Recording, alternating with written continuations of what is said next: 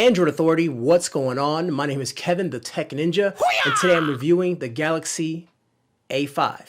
Now guys that live stateside, I know what you're thinking. I don't care, this phone's not coming over here. But let's think about something for a second. The Galaxy S6 is just around the corner, and Samsung has been known to try out new things on their other devices. So the way that this is made using aluminum versus plastic, and also the way TouchWiz is running on the system. Make sure you check out the review anyways, so you can see what the S6 may have in store for you. I'm Kevin the Tech Ninja. Welcome to my dojo.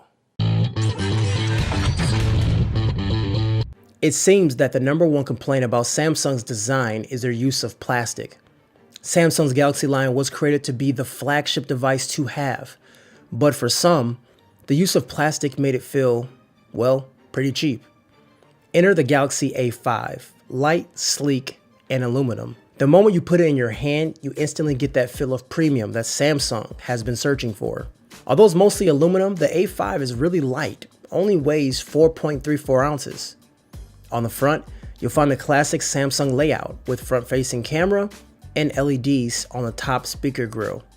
At the bottom chin, the back and multitasking capacitive buttons are flanking the home button. Samsung likes this layout and they're sticking with their guns on this one. On the back, you have the 13 megapixel shooter, which is located towards the middle, and the camera is accompanied by the LED flash and also the speaker grille. The speaker grille is in an awkward location. It often gets covered up when holding your device in landscape. This location also makes the sound lack depth and sense of direction. Speaker calls sound fine, but when listening to music or gaming, that's when you can really hear the disadvantages of only having one speaker in that location. A great example is when listening to music that uses left and right channels independently, you are stuck hearing both channels coming out the same spot, which can dramatically change the sound of a song. On the right bezel, you have the power button and also 2 SIM card slots.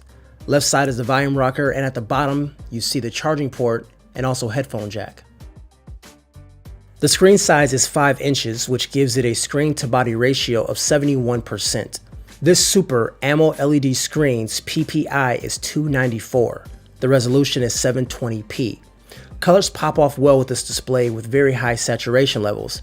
Even if the color temperature is a bit too vivid for you, you can easily adjust this in the display options within the settings. And what I mean by vivid is that a lot of the colors has an additional punch to it. It's a color style that Samsung has adopted and matured over the years and is working pretty well for them. The engine that makes this whole operation run is the Snapdragon 410. It's a 64-bit quad-core processor that runs at 1.2 GHz. The GPU pairing is the Adreno 306 and 2 GB of RAM. It does have a micro SD card slot that you can expand up to 64 GB if 16 GB on board isn't enough for you. And as I mentioned before, it does have dual SIM card slots, so for people that travel internationally often, this is a huge bonus for them. And get used to these specs. Most mid-level devices will be running this chipset in the foreseeable future. The hardware isn't going to shake up the world, but it's a decent mid-level offering from Samsung. The Snapdragon 410 absolutely flies. Opening and closing applications is done effortlessly, and as far as the UI is concerned, it's comparable to the Snapdragon 805. In 2015, handling the UI is a pretty simple task for these phones to do, so it isn't really a big surprise. I know a lot of people like to mention the TouchWiz lag, but on this device, I'm not seeing it. TouchWiz appears to be more watered down and not so much in your face. But more on this in the software section. When it comes to gaming, the 410 and Adreno 306 combines to give you a decent gaming device. Most games run with little lag. Even switching between games and back to your home screen is quick. The phone's performance is just solid. The 64-bit architecture is here and is running well. But we won't see 64-bit really shine until we see the phones with 4 GB of RAM. For the full benchmark scores, make sure you check out the written companion piece linked down below. Out of the box, it is running 4.4.4 KitKat. And as you know, it's running TouchWiz, which is a highly modified skin on top of Android. For better or worse, TouchWiz is most people's introduction into Android, and it does a great job at getting you acclimated.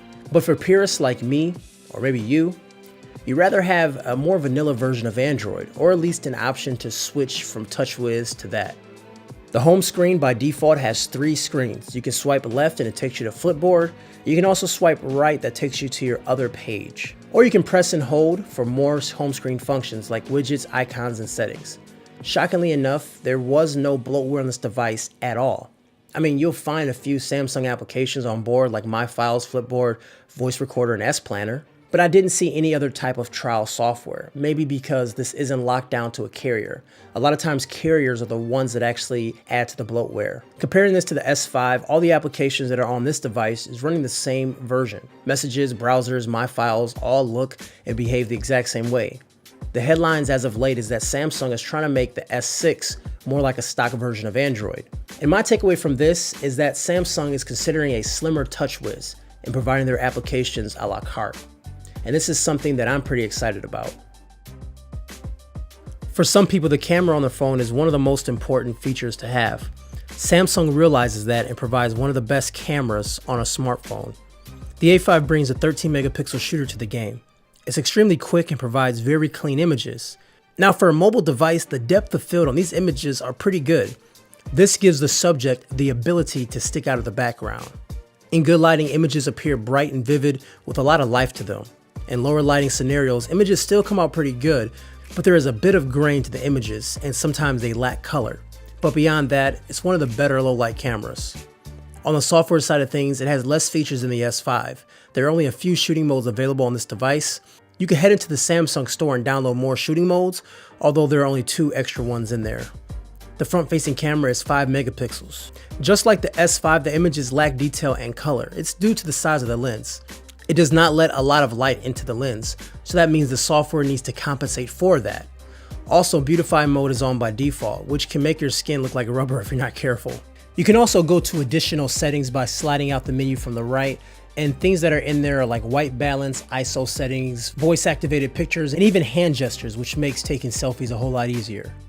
The camera lens on the back protrudes out a little bit, so that means the A5 does not sit flush on a surface. Thankfully, it does not rock, it's well balanced, so that's pretty good.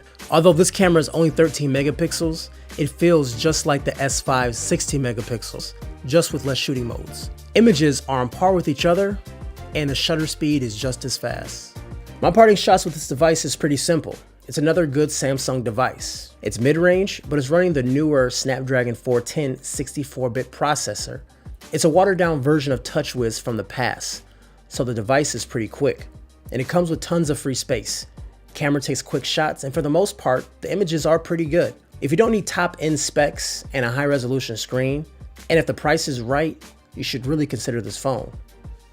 And there you have it, guys. That was the review for my Galaxy A5. Now, before you go, make sure you check out the written companion piece down below because I can go into a little bit more detail than I can in just a small video. As always, guys, my name is Kevin the Tech Ninja. Make sure you like this video and subscribe to Android Authority for more great videos and giveaways because we are your source for all things Android. Take care, guys.